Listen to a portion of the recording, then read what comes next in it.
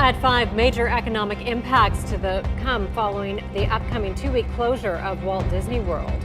Just like how several factors determine how destructive an earthquake can be, similarly, a company like Disney's collapse is also determined by various aspects. Let's discuss them. It looks as if Disney has been struggling of late in almost every area of its business. There were reports of guests complaining about problems with its parks, while on the other hand, during Disneyland Park's strikes, viewers weren't satisfied with its lineup of latest films and streaming releases from its entertainment studios. If you look back at Marvel's 2023 releases, Ant-Man and the Wasp: Quantumania and Secret Invasion both have been major flops as they failed to strike the right chord of audiences. The Marvels, which is all set to release in November 2023, is something that fans are apprehensive about considering the 2 big flops by the studio this year. Pixar has been really negatively affected during the post-pandemic times. Pixar's Elemental, which was a weird underdog story, saw success after it was a hit in the theaters. But Pixar's overall business has been impacted since the 2020 coronavirus pandemic. Coming back to Disney itself, it enjoyed moderate success from the live-action Little Mermaid. But again, the live-action Haunted Mansion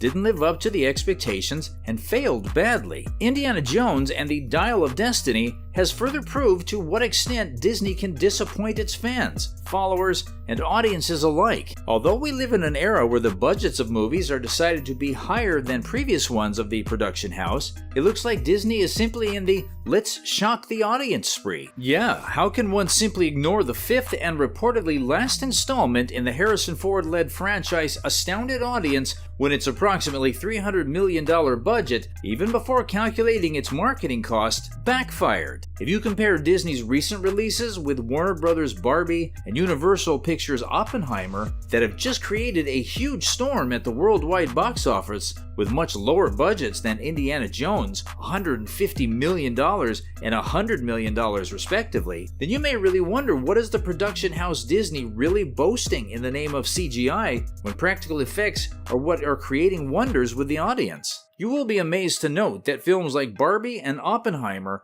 coming from the competitor studios, have simply rewritten box office history. Barbie's global popularity skyrocketed, raking in an incredible $780 million in total, while Oppenheimer became one of the highest-grossing R-rated biopics of all time, earning $400 million worldwide so far as of August 2023. Indiana Jones and the Dial of Destiny grossed $383 million worldwide. The film was declared a box office bomb due to a lack of wide audience appeal and an expensive overall budget, resulting in a $100 million loss for Disney. If you were thinking that the film could still make something when it is released to the streaming service Disney Plus, then let us tell you an eye-opening fact that Disney Plus has already announced to be a presently non-profitable venture. It is not just the movie budget's fault, but the audiences are slow to even make a comeback to theaters 3 years down the line from the worst pandemic times. Increased safety measures, delays in the production of films, and rising inflation during the economic slowdown have only overinflated the budgets of films, and thus, box office grosses are lower than the estimated or projected ones. Hollywood actors and writers' strikes have already led to a dozen movies that were slated for a 2024 release running behind the schedule of their estimated release dates. As per a report in Variety, the delays in the production of movies have already cost studios almost $2 million a month. Hollywood sources, including Steven Spielberg, have spoken openly about the unavoidable collapse of the film industry due to the soaring movie budgets.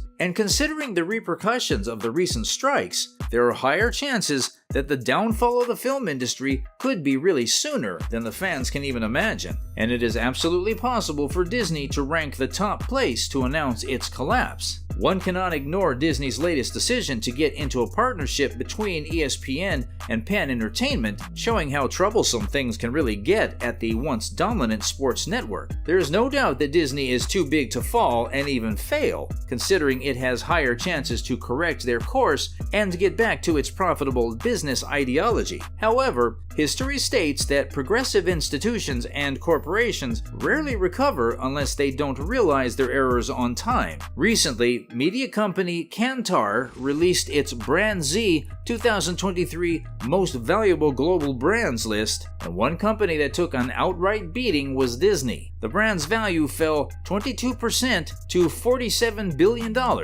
Although the research process is faulty, the decline in this brand's value is not far from reality. No doubt Kantar has a reasonable approach, as its database includes information from 4.2 million consumers, 21,000 brands across 540 categories. Disney stock is down 47% in the last 2 years due to its launch of Disney Plus in November 2019 in the United States. This certainly affected the Kantar valuation. However, Disney may anyway not be able to do much better when the list comes out next year. For the unversed, Disney Plus streaming service was created by current CEO Bob Iger. No doubt the streaming service is successful in terms of subscriber count, so the recent figures state that Disney Plus has almost 160 million subscribers. Disney Plus was introduced with content sourced from different influential entertainment brands, including Disney, Marvel, National Geographic, Pixar, and Star Wars. But Iger made one crucial mistake. At a cost of $6.99 a month, there was an obvious risk that the streaming service would incur huge losses. After all, the subscription fee was almost 50% lower than services from the two prevalent competitors in the business, Netflix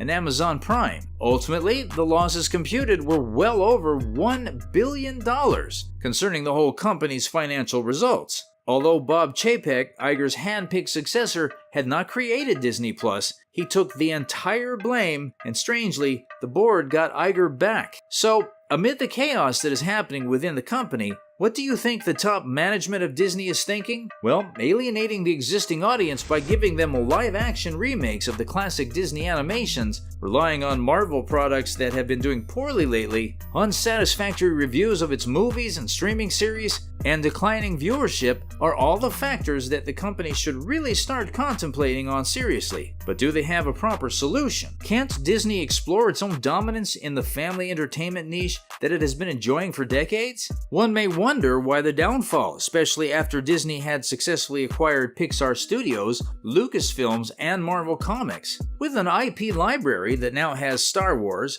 Toy Story, Spider-Man, Indiana Jones, Iron Man, etc. Disney actually was poised to make loads of money almost by default. What has really happened? Why are stock prices of Disney falling down by 30 to 40% in just a year alone? Well, all talks point us toward the declining product quality that has led to such a worse situation for the company. No production house, even if it is big like Disney, can sustain in a near future if it keeps delivering outright flops consistently. In short, it looks like this decline is a leading example of go woke and go broke. Don't you think fans would not always enjoy the studio to keep giving live remakes of animations without giving innovativeness? Isn't it a bad idea aesthetically? Do you think Disney has started to fall as the largest studio in the world? What are your views? Share your thoughts in the comments below. If you liked watching our video, click on like and subscribe to our channel. Stay tuned for more such updates related to businesses succeeding and failing in these ever-changing contemporary times.